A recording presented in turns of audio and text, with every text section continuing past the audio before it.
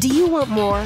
More time, more balance, more love, more sex, more money, more real, and less bullshit? This is the Women Wanting More podcast with Dr. Karen Osborne. Real life, real stories, plus real tips to get you more of what you want.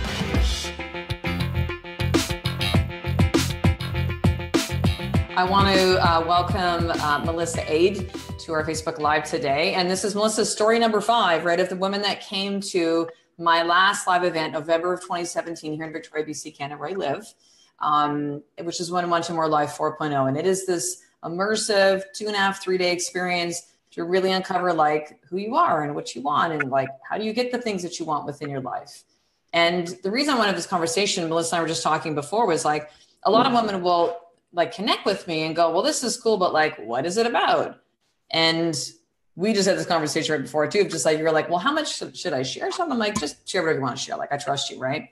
But there is this, like, you don't really need to know everything, but in the same standpoint, women are just like, well, what's it like for these women when they come through? Right. So that's really my intention with these interviews, is to just give you a feel and a flavor of what it's really like for these women. But we're going to have a conversation with Melissa today, and also to really show and to champion these amazing 5 women of like the work that you've done. So I want to first start with just honoring you, Melissa, because you and I'm going to have you share the story of how you and I first met, have had history for a long time, right? Like way before Women Wanting More, way before I did any kind of online stuff. But I just want to first and foremost just honor the work that you've done, because it was fucking incredible, and the work that you continue to do. So thank you. So let's start with that. Let's start with like how you and I first met. Like what kind of brought you to me? So 13, 15 years, I think it's been. I want to say it was like 2005, I think, Melissa. Yeah, something. That we first met. Yeah. So we've known each other for quite a while, and it's kind of a really funny story.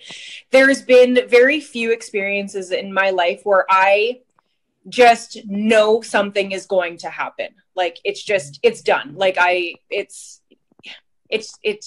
it's done. So when I got really sick with an illness called ankylosing spondylitis. And before that illness, I was in retail and I wasn't able to do my job any longer. So I was on medical disability and kind of at home surfing through and looking for jobs. And then there was a posting for a tech CA within your chiropractic office that you had at that time, Synergy Family Wellness. And I read through the posting. I'm like, I'm there. This is where I'm going to be. This is what I'm going to do. You called me after I had sent in my resume, and you let me know that there was going to be an interview with 11 other women at that time. And I was like, okay, like, sure, bring it on. Like, I hate to waste these women's time, but they can come on in, but this job is mine. So there are the hoops if you want. It's fine. Yeah. You'll see by the time we're done. And again, it was just one of those experiences where I was going to go through the motions, but that's where I was going to be. And then I worked for both you and Dr. Ed for 3 or 4 years. I think 3 years, maybe. Yeah.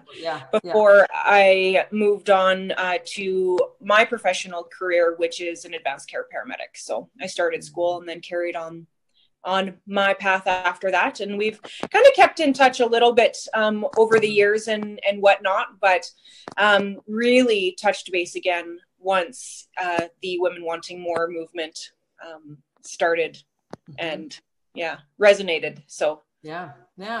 That's what brought me back. So what was it? I mean, obviously we've known each other for a long time. It's like funny. I don't know if I've ever told you this, by the way, Melissa, but do you know that almost every single like person that we ever hired for the office sharing the exact same story?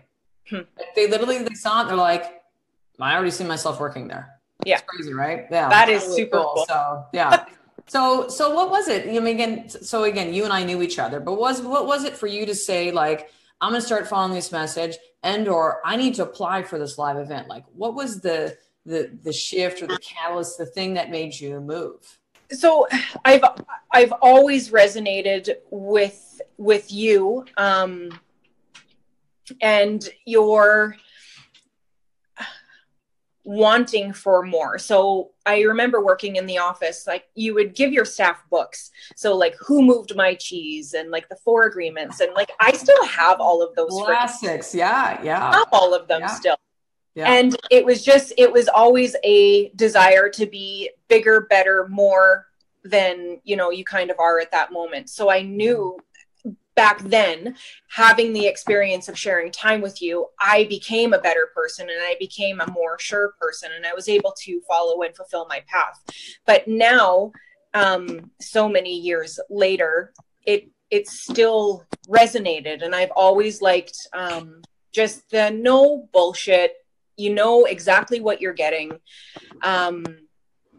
There's just it isn't a front. It's just, yeah, again, the no pussyfooting around anything. It is what it is. You get what you see, sort of, so to speak. So, yeah. So what? And I appreciate that out of people. I don't, you know, I don't need rainbows and sunshine. I appreciate people not wasting my time, and I very much so appreciate direct communication. So I think that you and I are very alike in many ways with that. Hey, Melissa was just like, let's just give it to me straight. Like, don't get pussyfoot, don't bullshit. Like, let's just be honest about things, or what you want, and clear, right? So again, I hear what you're saying. That's like, you know, had this connection with us together, but what made you go like, I'm going to like apply for this thing? Again, when I said that there was those few experiences, I just seen myself there. This was posted, and I just seen myself there. Like it wasn't a matter of how can I get there, making sure that I'm saying the right things in order to make it through the application process. I was just going to be there. And that was it. It was one of those things where I just knew without a shadow of a doubt that that was going to be something that happened within my life. So, yeah. Love it. So describe what it was like for you the first day. Right. So it's funny, all would have talked about the same experience, where they're like, the elevator door is open. And so just in case someone's watching, like, this is the first interview I watched of the 5 I've done last week. The room that I had was in this beautiful hotel called the Parkside, and it was the whole 8th floor. And so basically when you come into the room, like it's an elevator. It only goes up to that, like how you get in is you have to it opens right up to the room. Right. And so that's the experience of kind of like the elevator doors open, and then it's like, here we go. So what was that experience like for you when the elevator doors opened? I think it's a little bit different for me because professionally, I thrive on not knowing what's on the other side of that door. So again, I'm an advanced care paramedic. So every call that comes in, it's something I have no idea what's going on until I get there. The part that I struggled with the most, and the part that I knew that I needed to kind of reflect on the most, was feeling resistance to being told what to do. And that was because I'm an alpha female. I have made it through some significant things in my life, and I'm very much the person that wore the armor that was like, I got it. I know what I'm doing. Don't tell me what I need to do. I got it. Like I made it all this way, and I'm, you know, and I'm still here. Like I'll figure it out. I'll figure out the answers. But I knew that was the work that I needed on, because I don't have to be the person that has all the answers, or that figures out all the answers, or feels like they need to be in control of that side of things. Like I can just trust. So keep going. Even, you know, from the beginning of making sure that you have all black, it was like, I dress myself every morning. How about I decide? I don't leave the house naked. I'm good. Tell me what I need to wear. Like, but that was that was important for me to remember to stay humble, have humility, check my ego, and realize that was a defensive maneuvering versus anything else. It was from a place of defense and fear, and not letting anybody kind of pass that wall in order to protect my vulnerability and just release myself to somebody else a little bit more. So then so this is cool. This is a good conversation because you're right. Like what you do, you're used to showing up, like not knowing, like you kind of you thrive on that. It's like, it's what you do all the time. Right. So what was it like then when you saw the other women and when you started to have the experiences with the other women, being that woman that's just like, I got this. I don't need all you all. Like, I got this. I know how to dress myself, right? Like I can do these things. I do this shit all the time in well, not in your sleep, but I do this stuff all the time very, very well. Yeah. So was the experience with having it with other women, what was that like for you? As we got to speak more with each other and spend more time with each other, you realize how much in common you have with people that you've never met, how much the stories are very much the same, very similar, different events, but very similar. And it's incredible to know that there are people that feel the exact same way. There were times where I felt very alone, very isolated, because again, I am that alpha female and I have these big ideas and I'm often, kind of, looked at like, rein it back in a little bit. But these women are just there. They're there with you. Yeah, and they inspire you to open up and to come out even more. Like the powerful things that were shared within the 2.5 days were just, the strength and the courage is just absolutely extraordinary. It's interesting, it's so when I started doing this, right, and what I used to feel a lot of that stuff too, just like, there's not really women that are like me. I'm this really different kind of alpha woman. Like, again, people look at me like I'm kind of crazy, like just bring it down. I was told like, just, you're too much, too intense, just bring it down, right? Yeah. And so then it kind of squashed that beside in my experience over the years. And so when I then started to connect with women in a group, which really, this is what the podcast going for a while, but was part of a coaching program. And then the live experience that we went through, which just completely transformed my life, completely. I was like, I need to bring this to women because I know that there's impact by Facebook groups, right? And by people watching these videos, by the podcast, by like other ways to do that. But I knew there was something that was really different when you see women now, eyeball to eyeball, like you're in their presence. And what I've discovered over the last couple of years of doing this is like, the experience as women is so similar. Like it's the human experience, but it's also, there's some unique pieces of that as women. And there were so many women that like you and like I and like others, I thought like, oh my God, we're the only ones. And you start connecting with others that go like, okay, so, and you don't feel enough and you feel stuff about your body sometimes. And you feel like, holy shit, like I don't feel connected with my husband, my partner anymore. And like, and you're beating yourself up. Like I thought it was just me. And so there's something that then it happens in that experience coming together and working through so that there's power in that. There's power in that. We can do it alone. You can do it alone. I can do it alone. Strong women out there can do things alone. But what happens in that experience over a couple of days is something that's just, I use this word and it sounds funny, but I'm going to let it come out. It's pure magic. It is something that is really different and special and unique to being together, so that whatever needs to happen in that happened, right? Which for you were saying like, geez, it was just like that, the big shield that came up. So like at what point did you start to feel that shift? I mean, you'd share like, that was the message you needed to get. That was the biggest, thing is just to let that shield, to let your guard down. When did you start to feel that change during the experience for you, Melissa? There were a couple of points in which that happened. The first one was actually running through the work that we did on my mom. So that was them. And then the second one was when you were pushing me to dig deeper with the not-for-profit organization stuff that component that we talked about, like why, and we just kept going deeper and deeper on that. And then the real talk of and the writing of The Biggest Lie. That one was powerful. Just for for me. And then standing in the gym.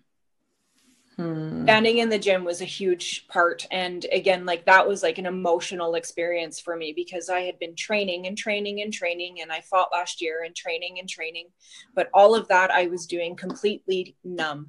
I was unconsciously allowing my love and my passions to slip away in a numb state, and I was willing to just let them go because I wasn't able to feel any love, passion, excitement, or just I wasn't able to feel any of the things that I was doing and that I used to be passionate about. And I was just unconsciously willing to just let it go. And standing in the gym, I didn't realize how close I had gotten to missing and losing something that I was in love with. So from the elevator doors open, right? To the last night. This is a question I've asked the other 4 women as well too. How were you different, or how had you shifted in that time period, right? Which was really just like not even 2.5 days. I was so fucking full of shit when I got there. Yeah. I was just actually looking through the your notes. The journal piece, because I really wanted to make sure that I had that same feeling in that first question of who you are. Who are you? And I wrote down some bullshit, just kind of cliche of, I am strong, I am woman, hear me roar. And it was just all fucking bullshit, because it was all things that I wanted to be and none of actually who I was. I wasn't behaving in a way that reflected any of the words that were written on that piece of paper that I used to describe who I was. And so who were you that last night? Free. I remember you saying that in the video. Yeah. Because for those that, go ahead, Melissa. Yeah. Free of expectation, free of judgment, free of weight, free of being the person that had to do it all, free of being the person that had to do it all alone, free, just completely free. I didn't need to define myself by anything. I can just be. It was so cool to watch you and the other 4 women as well too, because in the video, which I'll put the link to this as well too, to watch the video of that experience, was like from the beginning as I did the pre-interviews and then the post, that feeling that you described of free, right? You can see it. Like there's a physical shift. When you change, when you transform, when you break down for you the shields and all that shit, and you become and choose to be somebody different, you physically look different on the outside. It is the craziest shit. And I could see that in you. There was Melissa, there was like a lightness. There was a, from the girl that I met, who at the very, like, gosh, you were like 19 when we first met, right? Like who you were then and who you became, and then knowing a lot of the challenges and stuff that's come up in your life the last couple of years and really hardship that you've been through. I could see that some of that light and that lightness, and like the really fucking, like, not that you weren't still smart, but like funny, like fun. When you walked through the elevators the first time, I didn't see a lot of that, Melissa. And that's fine, right? Because we become different people. That's totally fine. I don't believe in the thing of, well, you've changed. It's like, well, yes, I've changed. I'm different, right? I've had life experiences. But there was like that spark, that energy, that power that I could see in you, even at the age of 19, which I thought was remarkable for a woman at just 19 who had that much certainty and power of who she was, who I at least saw you as back then. But then seeing on that last night, it was kind of like seeing some of that back, but like better.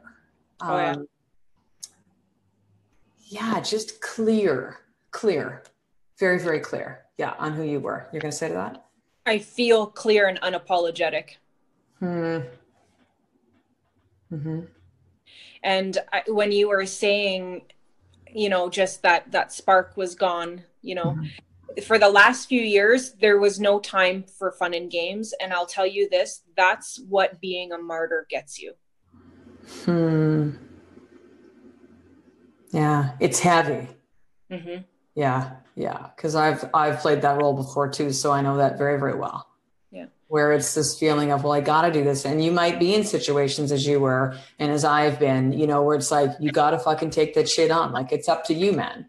Like, you're holding people up right now, and it is for a period of time or for a situation, but then there becomes this attachment to it. That's a real different thing, right? And then now we're just trying to fucking save everybody.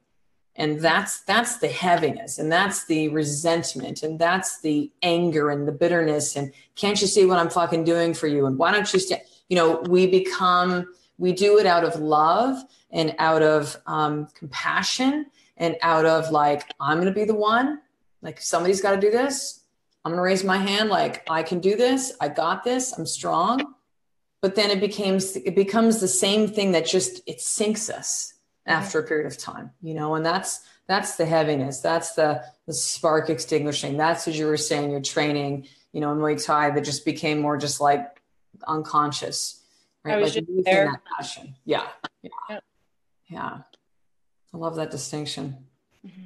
Cool. I feel like it was so funny when I was talking to Carrie yesterday. I'm like, I feel like there's something else that needs to be said. Because we talked about kind of pre-chat. I was like, I don't have any written questions and stuff. I'm just going to kind of flow, and we're just going to share your story, right? But is there anything else that you would like to share? This isn't, again, like of course, when you're watching this that are like, listen, I really want to have some of these things that Melissa had, right? Like, can see yourself in you, then fuck yes, apply, right? There's a couple spots left.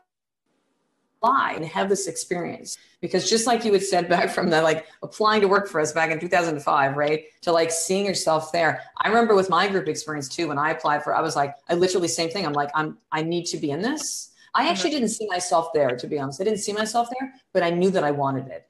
I didn't know what it was. I didn't know how much it cost. I didn't know the time of things. I just knew like I was just pulled into doing this, which I could have avoided. I could have suppressed. I could have just said, no, I shouldn't do this. Right. But I just knew it was something that I had to do. And so I know for a lot of women coming to live experiences, it's the same, right?